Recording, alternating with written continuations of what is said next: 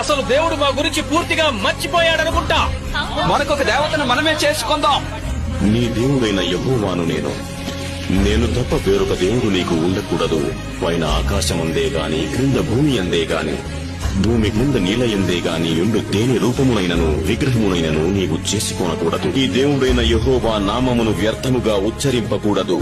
యెహోవా తన నామమును వ్యర్థముగా ఉచ్చరించు వానిని నిర్దోషిగా ఎంచడు. విశ్రాంతి దినమున పరిశుద్ధముగా ఆచరించుటకు జ్ఞాపకముంచుకును. నీ తండ్రిని తల్లిని సన్మానించుము.